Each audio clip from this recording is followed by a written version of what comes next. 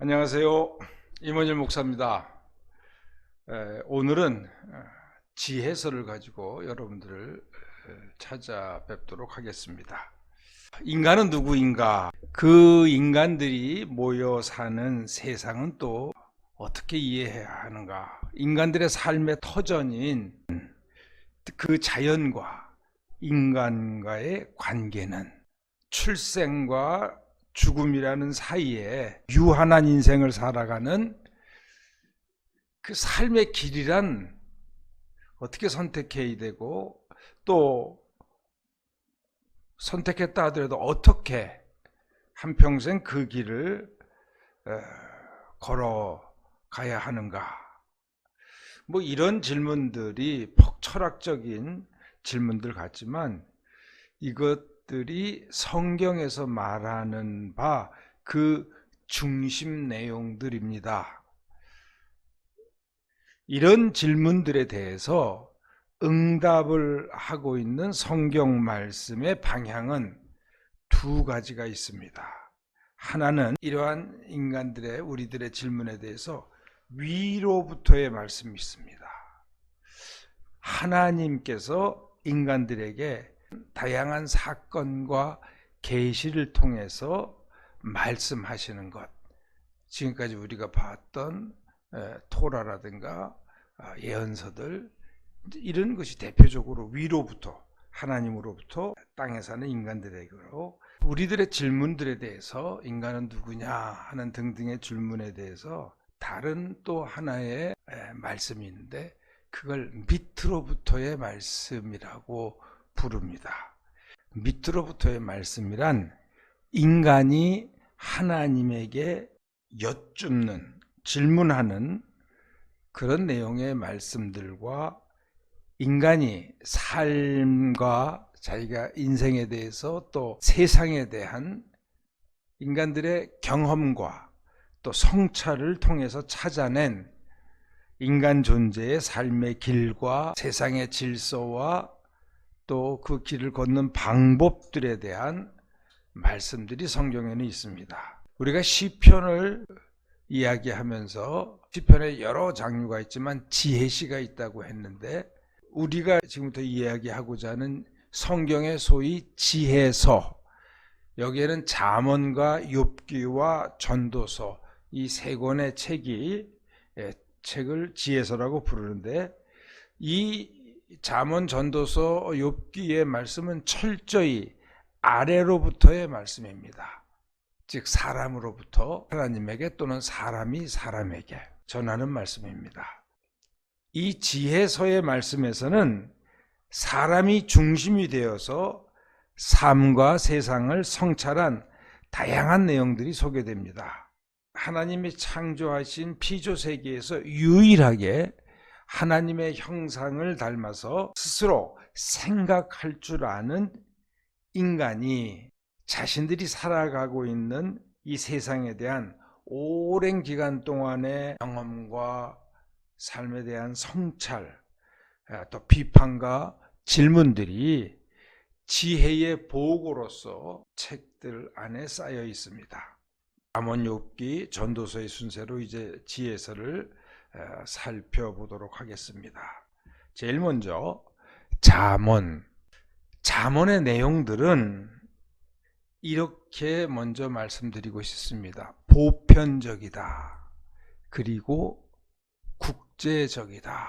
이 보편적이라는 말이 무슨 뜻이냐면, 잠언의 내용은 야훼 하나님을 믿는 사람들, 그 나라, 즉 이스라엘에서만 그 말씀이 이해되는 것이 아니고, 어떤 문화나 어떤 사람들에게나 어떤 국가에서도 받아들일 수 있는 보편적인 인간의 삶에 대한 성찰과 지혜라는 말입니다. 예를 들어서 잠언에서 누누이 강조하는 성실, 부지런함과 정직이란 이 가르침은 어느 나라, 어느 곳에서든지 모든 사람들이 삶의 바른 질서로 공감할 수 있는 그런 내용들입니다. 그래서 잠언은 잠언에 있는 가르침은 지금이라도 우리 기독교인들뿐만 아니라 교회 밖의 모든 사람들에게도 이야기해 줄 수 있는 보편적인 성경의 말씀이다. 그다음에 이제 이 국제적이다. 뭐 요즘 말로 하면은 인터내셔널하다.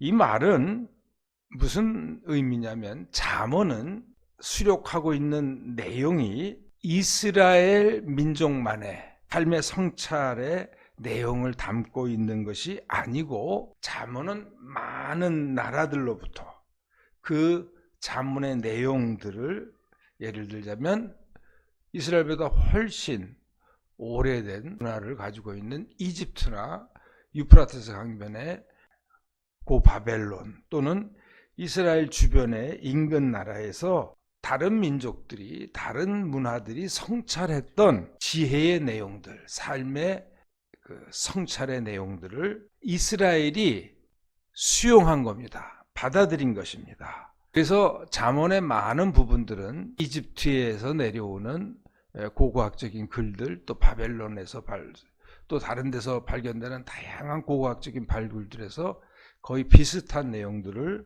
볼 수가 있습니다. 다가 그렇다는 건 아니고요. 이 잠언이 그래서 어떻게 편찬이 됐는가를 알아보는 데는 우리가 솔로몬 시대를 이해하는 게 매우 중요합니다.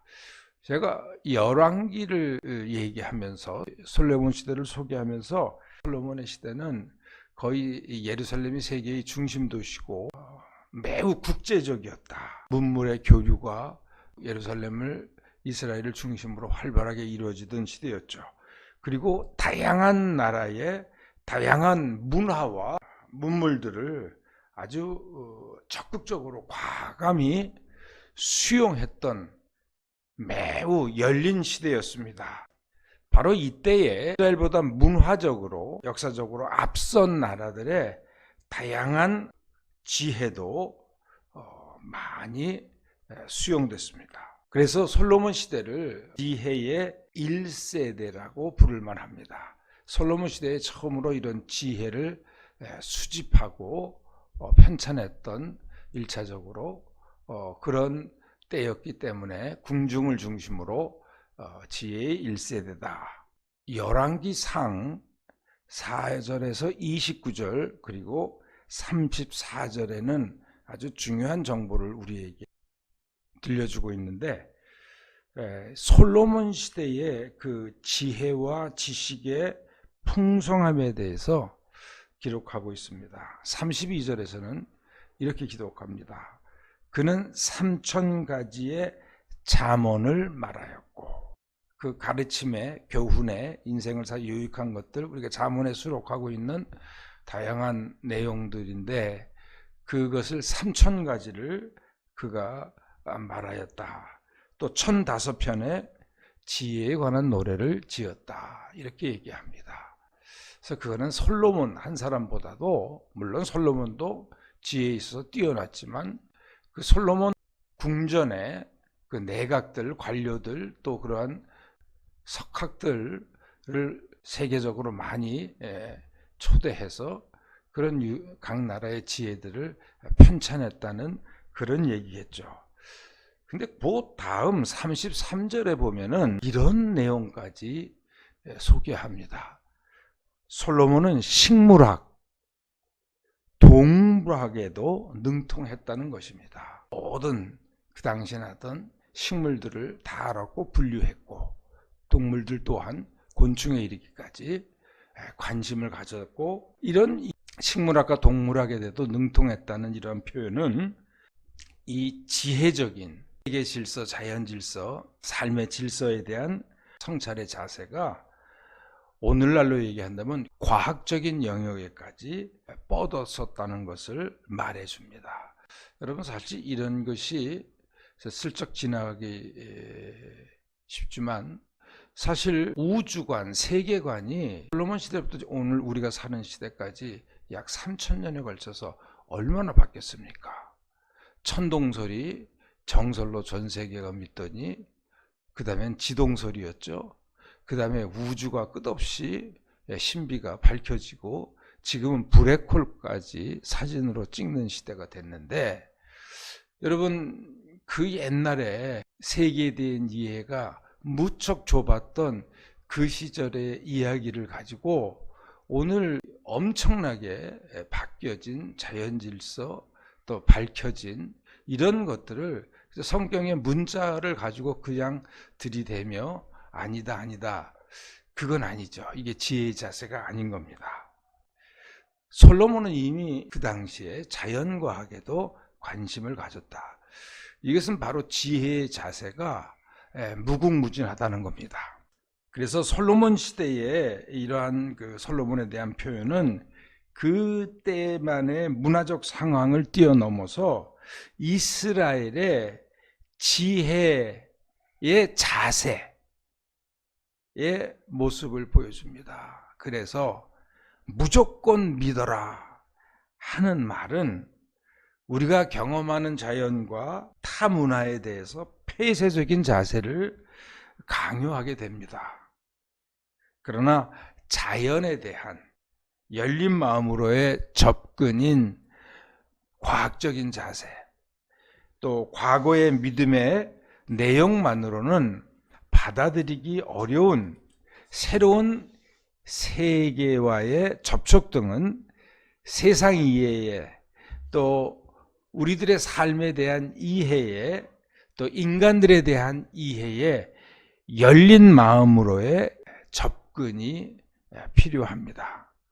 그런데 성경의 잠언의 이러한 지혜의 정신은 이런 자세들을 적극 수용하면서 하나님 말씀의 이해의 폭을 넓혀줍니다. 사람이 주체가 되어서 자신이 살아가는 세계 질서, 자연 질서를 포함한 이 우주 질서의 이해와 성찰과 그 인간의 삶의 길과 그 삶을 걷는 방법에 대한 끝없는 질문이 잠언이 보여주고 있는 지혜의 자세입니다. 그럼 그렇다고 무조건 그런 열린 마음으로 모든 것을 받아들여야 되는가? 그건 아니죠. 그래서 주의할 것이 있습니다. 새롭게 경험하는 세계 질서와 문화가 토라의 가르침, 야훼 하나님이 창조주이고 야훼 하나님만이 세계의 주인이시라는 이런 가르침 자체를 거부할 때 지혜의 자세는 어떠해야 하겠는가? 주전 587년 이스라엘이 멸망한 후에 바벨론 문화를 이스라엘이 경험합니다. 바벨론을 뒤이어서 동양까지 아프가니스탄 거기까지 통치했던 페르시아 제국의 문화의 그 경험은 이스라엘의 전통적인 지혜에 많은 도전을 주었습니다. 이러한 새로운 세계 문화를 경험한 이후에 지혜는 이렇게 변합니다. 지혜로 하나님께서 부르심, 이 잠언 8장 1절에서 3절에 보면 지혜가 너희들을 부르지 않느냐, 누구든지 지혜를 사랑하는 자가 사랑을 받을 거다. 그러면서 지혜가 인격화되기 시작하죠. 하나님의 계시의 주제자로서의 지혜, 하나님께서 몸소 피조 세계에 주신 삶의 법칙, 또 하나님의 구원이 사람에게 다가오는 인격적인 지혜, 그리고 마침내는 하나님 자신이 지혜를 통해서 나타나시는 그러한 형태로까지 지혜를 이해하게 되었습니다. 여러분, 그 점에서 잠언서 8장은 이런 지혜의 인격화와 지혜의 부름, 그 지혜가 창조 때부터 하나님과 함께 했었다는 그 지혜가 곧 진리가 되어서 항해 오셨다. 그게 바로 요한복음 1장에서부터 14절까지 나오는 소위 말하는 로고스, 즉 말씀이 육신이 되어 사람의 땅에 오셨다. 이게 로고스 기독론인데, 바로 이 하나님이 사람의 몸으로 인격화됨으로 이 땅에 오신 바로 이러한 모태가 바로 이 지혜의 인격화입니다. 그게 이제 8장에 잘 소개되고 있는데, 그러면서 인간의 모든 지혜는 여호와를 경외하는 것이요, 그것이 모든 지혜의 근본이다 라는 것을 강조합니다. 잠언서 1장 7절 말씀이죠. 그래서 잠언서 1장 1절부터 9장 18절, 이제 우리가 성경을 읽다 보면 잠언서가 이렇게 분류가 돼 있어요. 묶음 단위로. 이 1장 1절부터 9장 18절에 제일 먼저 나오는 이 큰 묶음은 오히려 잠언서 중에서 가장 늦게 태어난 내용들입니다. 이 묶음은 바벨론 포로기를 거쳐서 태어난 지혜의 노작으로 뒷부분에 묶음들이 있습니다. 솔로몬의 잠언, 다른 또 지혜자의 어떤 묶음, 첫째 묶음, 둘째 묶음, 그리고 히스기야가 편찬한 묶음들이, 또 다른 묶음, 이렇게 크게 한 5묶음이 있는데, 세상에는 사람의 지혜로는 다 말할 수 없는 하나님의 신비의 영역이 있다는 것입니다. 그리고 이 영역은 사람의 이해로 다 구명할 수 없기 때문에 항상 언제나 하나님을 향한 경외의 마음을 갖게 한다는 것입니다. 여러분, 이 말은 매우 중요하고 이게 바로 욥기의 주제가 되기도 합니다. 인간의 이해를 뛰어넘은 하나님의 그 신비의 영역을 체험했을 때 욥은 겸손히 무릎 꿇고 경외의 마음으로 하나님을 바라보더라. 그래서 잠언서의 전체의 그 잠언의 지혜의 내용, 어떻게 우리가 지혜를 얻을 것이냐 하는 이 지혜서 전체의 아주 핵심 내용이 욥기 28장을 보면 우리가 그 지혜의 내용과 방법과 지혜의 자세를 잘 요약해서 우리에게 전해주고 있고 또 깨달을 수 있습니다. 왜 이러한 잠언들을 범세계적이죠, 그리고 인터내셔널하게 다양한 문화권에서 오랫동안 내려온 그런 것들을 선택해서 잠언으로 편집을 했느냐, 그 의도와 목적은 분명하죠. 그거는 교육을 위한 것이었습니다. 즉 교육의 교과서로 이 잠언서를 편찬했던 것입니다. 살아가는 인생, 또 그 삶, 또 세상의 질서를 알고서 자신의 삶을 거기에 바르게 맞추는 사람이 지혜로운 사람이요, 인생을 잘 살고 소위 말해서 성공하는 그러한 삶을 살 수 있다는 것, 이러한 그 가르침은 모든 부모 세대들이 자식 세대에게 가르쳐주고 싶은 아주 교육의 핵심 내용이죠. 이러한 교육에는 빈부귀천의 차이가 없습니다.